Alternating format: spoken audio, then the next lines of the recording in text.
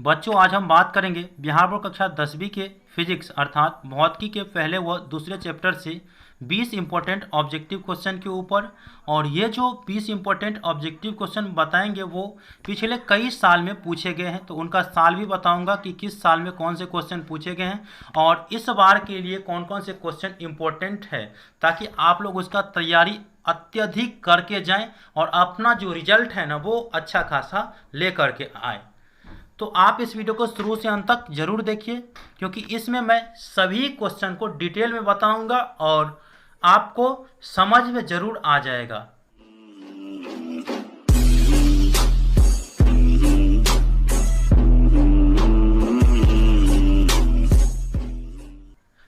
दोस्तों, यदि आप बिहार बोर्ड कक्षा 10वीं की पूर्ण रूपेण तैयारी सभी सब्जेक्ट का मेरे माध्यम से करना चाहते हैं ना, तो अभी के अभी इस चैनल को सब्सक्राइब कर लीजिए। साइड में बेल आइकन आएगा, उससे दबाकर ऑल नोटिफिकेशन को ऑन कर दीजिए, ताकि जब भी मैं कोई भी वीडियो अपलोड करूं तुरंत आप तक नोटिफिकेशन पहुंच सके और आप उस वीडियो को देख करके अच्छे से तैयारी कर सके। तो दोस्तों, पहला चैप्टर है प्रकाश के परावर्तन के नियम और दूसरा चैप्टर है प्रकाश के अपवर्तन के नियम। तो दोनों से मैंने 20 इंपॉर्टेंट ऑब्जेक्टिव क्वेश्चन लिया हूं, उसके बारे में डिस्कस कर लेता हूं। तो आप लोग यहाँ पे स्क्रीन पे देख सकते हैं। पहला क्वेश्चन है, किसी कोलाइडी विलयन में निलंबित कणों से प्रकाश के प्रकीर्णन को कहा जाता है।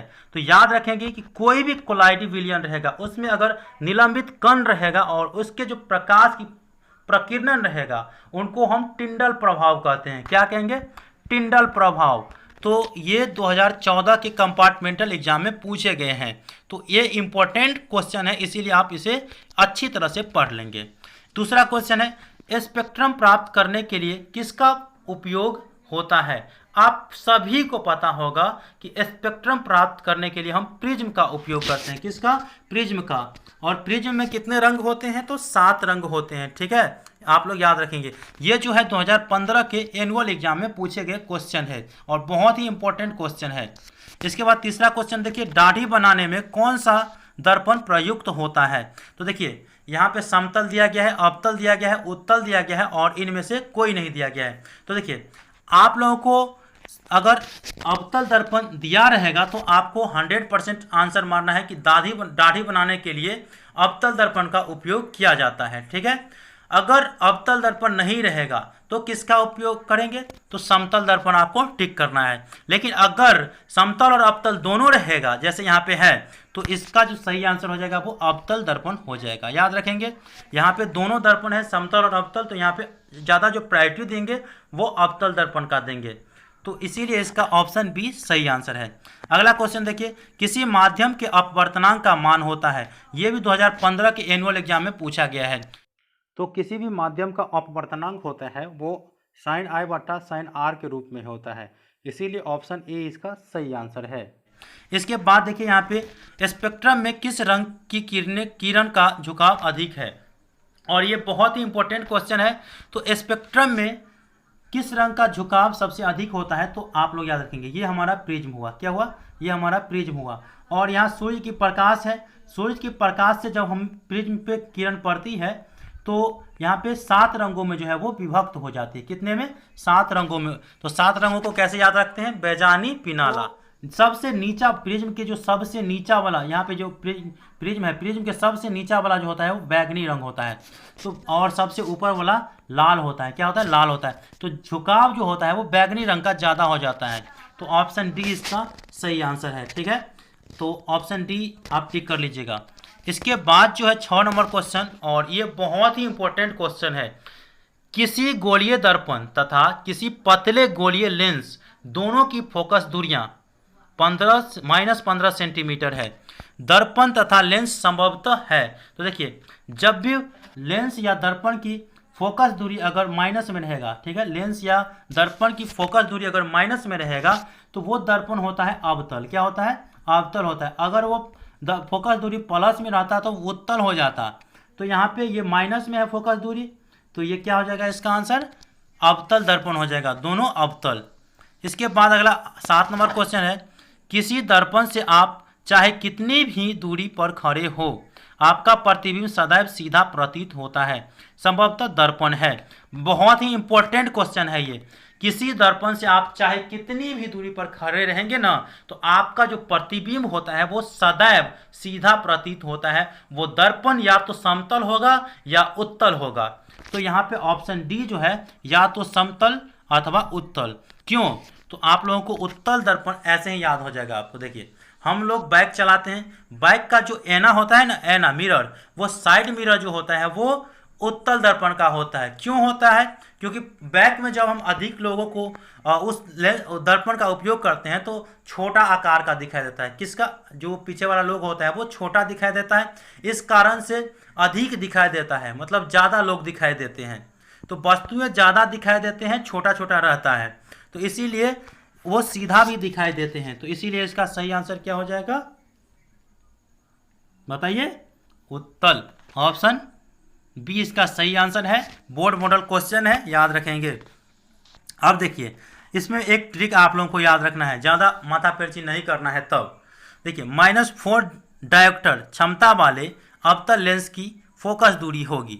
तो देखिए भाई, अगर आप इसे फोकस दूरी में चेंज करेंगे तो भी आप लोगों को ज़्यादा समय नहीं लगेगा। लेकिन अगर शॉर्टकट अगर आप अपनाना चाहते हैं ना, तो जब भी यहाँ पे डायोप्टर दिया रहेगा और फोकस दूरी पूछेगा तो 100 में क्या करना है, 100 में उस संख्या से भाग दे देना है जो यहाँ पे दिया रहे।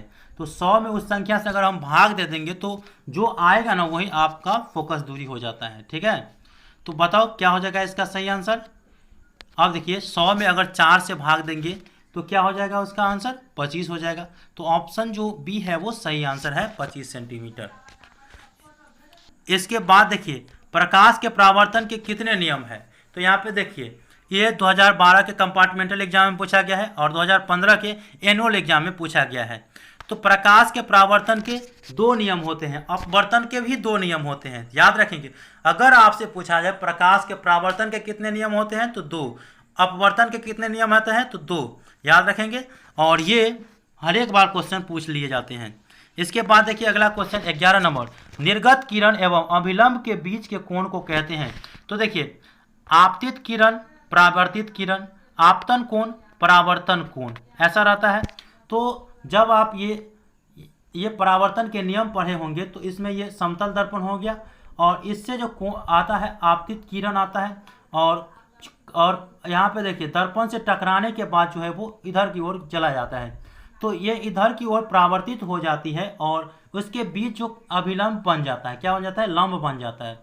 तो लंब के बाद ये जो कोण होता है साइन आई साइन आर का होता है, तो ये आपतन कोण हो गया, ये परावर्तन कोण हो गया। ठीक है, तो इसके बाद आपतन बिंदु, परावर्तन बिंदु।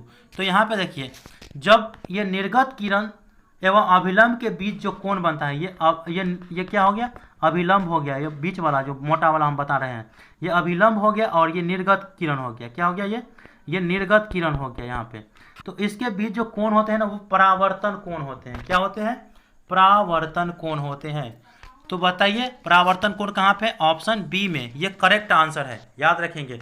चलिए अगला क्वेश्चन के बारे में बात कर लेते हैं। 12 नंबर क्वेश्चन आप लोग देखिए। 12 नंबर क्वेश्चन, जब प्रकाश की किरण हवा से कांच में प्रवेश करती है तो मुड़ जाती है। देखिए, जब प्रकाश की किरण हवा से कांच में प्रवेश करती है तो मुड़ जाती है, तो क्या होता है? तो वो जो है अभिलंब के निकट रहती है। क्या हो जाता है? कहाँ मुड़ती है? तो अभिलंब के निकट मुड़ जाती है। ये बोर्ड मॉडल क्वेश्चन है, इसे याद रखेंगे।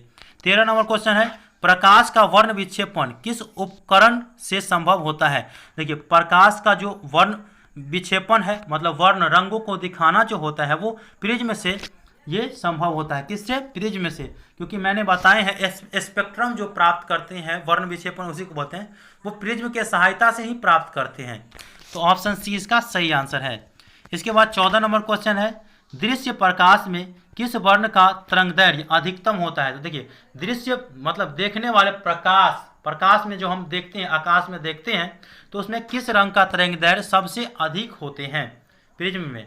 तो आप लोग याद रखेंगे, लाल रंग का जो तरंगदैर्घ्य होता है वो सबसे अधिक होता है। अगर अपवर्तनांक के बारे में कहें तो बैगनी का, और तरंगदैर्घ्य के बारे में कहें तो लाल रंग। और ये 2013 के एनुअल में है और 2016 के कंपार्टमेंटल में पूछा गया है और इस बार के लिए और भी इम्पोर्टेंट क्वेश्चन है।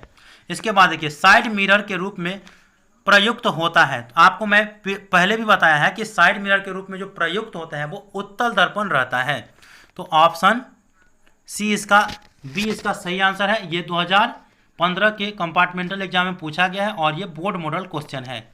अगला क्वेश्चन देखिए, 16 नंबर क्वेश्चन, इंद्रधनुष का बनना किस परिघटना पर आधारित है? तो देखिए, इंद्रधनुष का जो बनना होता है वो प्रकाश के वर्ण विक्षेपण से ही होता है। प्रकाश के वर्ण विक्षेपण से ही ये होता है, क्योंकि वर्ण विक्षेपण जैसे ही होता है तो वो इंद्रधनुष जो है वो 7 रंगों में दिखाई देने लगता है। तो ये क्या होता है? प्रकाश का विक्षेपण के कारण होता है। ये बोर्ड मॉडल क्वेश्चन भी है, इंपॉर्टेंट भी है। अगला क्वेश्चन देखो भाई, 17 नंबर, किसी उत्तल लेंस का फोकस 50 सेंटीमीटर है तो उसकी क्षमता क्या होगा? तो आप लोग याद रखेंगे, यहाँ पे फोकसांतर दिया गया है और क्षमता पूछ रहा है। तो आप लोगों को इसे सोल्व करके जो है वो हमें कमेंट बॉक्स में बताना है। वैसे मैं आप लोगों को अच्छी तरह से एक सेपरेट वीडियो बनाऊंगा कि फोकस दूरी को और डायोप्टर में कैसे चेंज करते हैं, डायोप्टर को फोकस दूरी में कैसे चेंज करते हैं। तो देखिए, आपको एक चीज़ याद रखना है, अवतल लेंस या अवतल दर्पण की फोकस दूरी जो होती है वो हमेशा ऋणात्मक होती है। क्या होती है? ऋणात्मक। तो इसमें तो ऋणात्मक वाला ऑप्शन जो है वो होगा ही नहीं, क्योंकि उत्तल लेंस के बारे में बात हो रही है। तो अब दोनों में से कौन होगा? यहाँ पे 5 डायोप्टर है प्लस में और ये 2 डायोप्टर है, तो दोनों में से कौन सा होगा? इसका आंसर आप कमेंट बॉक्स में जरूर लिखिएगा। इसके बाद देखिए 18 नंबर क्वेश्चन है, किसी दर्पण से वस्तु को कहीं भी रखने से वस्तु के बराबर आकार का सीधा प्रतिबिंब बनता है, तो दर्पण होगी। तो देखिए, दर्पण से वस्तु को कितने भी दूरी रखिएगा ना, तो उसके जो वस्तु का आकार होता है वो सीधा प्रतीत ही दिखाई देता है, सीधा ही दिखाई देता है। वो समतल दर्पण रहता है। क्या रहता है? समतल दर्पण रहता है। इसीलिए इसका सही आंसर हो जाएगा आपको ऑप्शन सी, और ये बोर्ड मॉडल क्वेश्चन है।